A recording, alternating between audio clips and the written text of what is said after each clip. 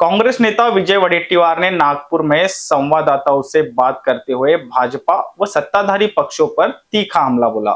उन्होंने कहा कि अब चुनाव जीतने की संभावना कम नजर आ रही है, इसलिए राज ठाकरे से मुलाकातें शुरू हो गई है। वडेट्टीवार ने कहा कि अचानक बारिश के कारण फल बागें, सब्जियां और धान की फसल को भारी नुकसान हुआ है, जिससे किसानों की कमर टूट गई है। उन्होंने मांग की कि मुख्यमंत्री और दोनों उप मुख्यमंत्री तुरंत नुकसान का पंचनामा करवाकर मुआवजे की घोषणा करें। साथ ही केंद्र सरकार से एनडीआरएफ और एसडीआरएफ के मापदंडों के अनुसार सहायता लेकर किसानों को राहत दी जाए।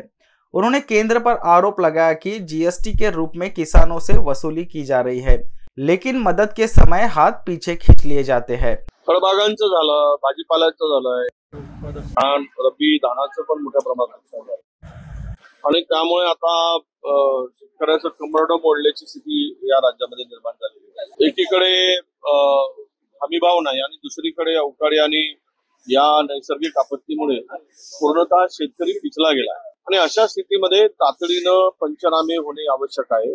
मुख्यमंत्र्यांनाही आमचे आणि त्या दोन्ही उपमुख्यमंत्र्यांना विनंती आहे की लवकरात लवकर हे पंचनामेचे आदेश द्या आणि नुकसान भरपाई घोषित करा, कारण हे नैसर्गिक आपत्ती आहे। नैसर्गिक आपत्तीमध्ये एनडीआरएफ एसडीआरएफच्या निकषाप्रमाणे जे बसेल तेव्हा तेवढं तरी किमान द्या।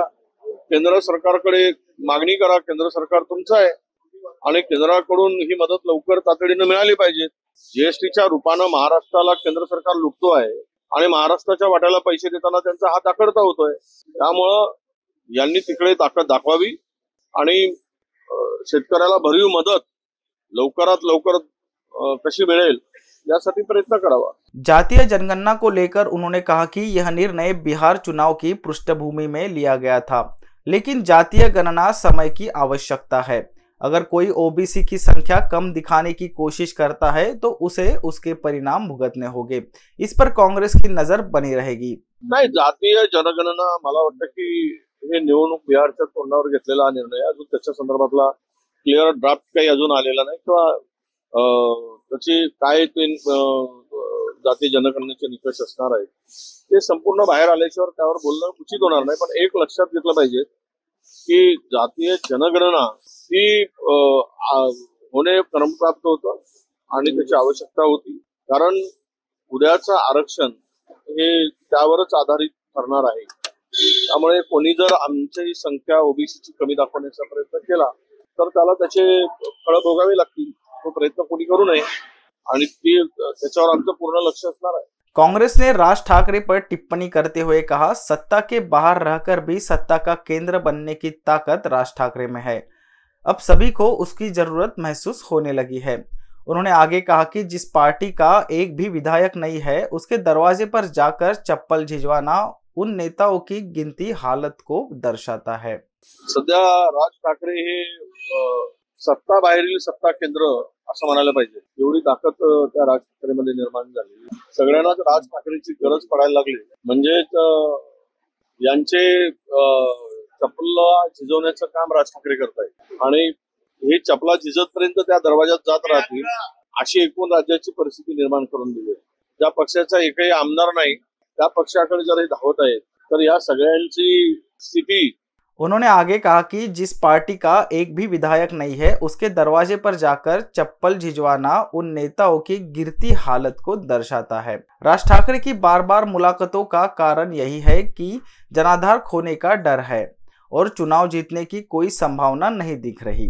ही दोलायमान आहे, सगळ्यांना आता जनाधार गमावल्याची भीती आहे, त्यामुळे निवडणुका जिंकण्याची शक्यता दिसत नाही, त्यामुळे कदाचित हा प्रयत्न त्यांचा असू शकतो। वडेट्टीवार ने कहा कि खड़से खुद अपनी पार्टी की स्थिति को लेकर असमंजस में है। संभवतः वह भी बाहर जाने की सोच रहे हैं या कोई बहाना तलाश कर रहे हैं। नाही, ते तर मागासवर्गीयाला कोण विचारताय सरकार। मागासवर्गीयमध्ये महाराष्ट्रामध्ये एकनाथ खडसेंच्या बैठकी काय त्यांचं ते पक्षाचं बघत बसतील, पण कदाचित त्यांनाही बाहेर जायचं असेल म्हणून अशा प्रकारचे आरोप होत असतात। काहीतरी करून कारण दाखवून पळायसाठी मार्ग शोधणाऱ्यापैकी असावेत। वडेट्टीवार ने कहा कि आज सवाल पूछा जा रहा है कि भारत अमेरिका के सामने क्यों झुक गया। चुनाव से पहले जैसी भाषा प्रधानमंत्री मोदी बोलते थे, वैसे ही दृढ़ता अब भी अपेक्षित थी। उन्होंने कहा कि मोदी जी के भाषण में यदि यह स्पष्ट होता कि भारत अमेरिका के आगे नहीं झुकेगा तो अच्छा संदेश जाता। प्रधानमंत्री का बार बार पाकिस्तान का नाम लेना और उसे इतनी अहमियत देना भी वडेट्टीवार को गलत लगा। उन्होंने कहा कि ट्रंप का भाषण पहले हुआ और बाद में प्रधानमंत्री मोदी का, जिससे जनता में निराशा और हताशा की भावना फैल रही है। खरं म्हणजे अमेरिकेची काय गरज होती? भारत का झुकला अमेरिकेच्या पुढे हाच प्रश्न देशातील लोक विचारत आहेत। भारताने अमेरिकेला ज्या आमच्या देशांच्या पंतप्रधानांनी ज्या ताकदीनं निवडणूक किंवा सत्तेमध्ये येण्यापूर्वी पंतप्रधान होण्यापूर्वी बोलले, ती अपेक्षा भारतातील जनतेची होती, हिंदुस्थानच्या लोकांची होती की आमचे पंतप्रधान कोणापुढे झुकणार नाही आणि वाकणार नाही। ही जी स्थिती होती ती तो भंग झाला। खरं म्हणजे जो विश्वास होता तो विश्वासघातामध्ये रूपांतर झाल्याची भावना लोकांमध्ये आता वाढायला लागलेली आहे। त्यामुळं हा नेमका प्रकार कशामुळे झाला? अरे आमचं सैन्य इतकं ताकदवर आहे की इकडे झुकण्याची गरजच नव्हती आणि पाकिस्तानच्या पोकळ धमक्यांना कधीच भारत घाबरला नाही। भारताने कधी त्या धमक्यांना महत्व दिलं नाही। पण काल पंतप्रधानांच्या सगळ्या भाषणातून एक दिसलं की अमेरिकेपुढे आम्ही झुकलो नाही किंवा झुकणार नाही अशा प्रकारचं वाक्य जर आलं असतं तर महाराष्ट्र आपल्या हिंदुस्थानच्या लोकांना बरं वाटलं असतं, पण त्या संदर्भाचा उल्लेख झाला नाही। पहिल्यांदा आतापर्यंतच्या इतिहासामध्ये पाकिस्तानला झुकवत असताना पाकिस्तानचं नाव कधी पंतप्रधान घेत नाही। ती जे म्हणजे वारंवार जो नाव घेतलं जातं ते घेण्याची गरज नव्हती, एवढं महत्व त्या चिल्लर देशाला देण्याची गरज नव्हती। पण आता काय त्यांच्या प्लॅनिंग आहेत हे मला सांगता येणार नाही। पण कालचं पंतप्रधान महोदयांचं भाषण जे होतं ते भाषण अमेरिकेला इशारा देणारं ठरायला पाहिजे होतं। नाही, ते ऐकलं आम्ही। त्यांच्या भाषणानंतर पंतप्रधानांचं भाषण झालं, पूर्वी त्यांचं भाषण झाल्यानंतर आमच्या देशाच्या पंतप्रधानांचं झालं। ती अपेक्षा होती की ट्रम्प हमको जिंकते नाही। आणि ज्यावेळेस ते म्हणत होते की मुंबईवर हल्ला होतो आणि रडत रडत अमेरिकेकडे जाऊ शकतात, पाकिस्तानात घुसायला पाहिजे, नका घुसू, पण सैन्य आमचे ताकदवर आहेत, त्यांना तुम्ही जो अधिकार दिला होता किंवा त्यांना तुम्ही पूर्ण निर्णय घेण्याचा तुम्ही त्यांना अधिकार दिला, तर त्यावर तरी ठाम राहून ते करण्याची आवश्यकता होती।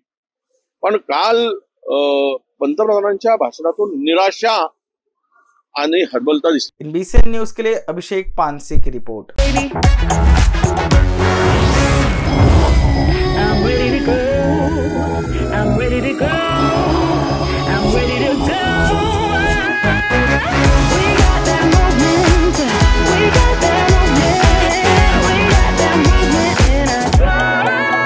The cool new Glanza.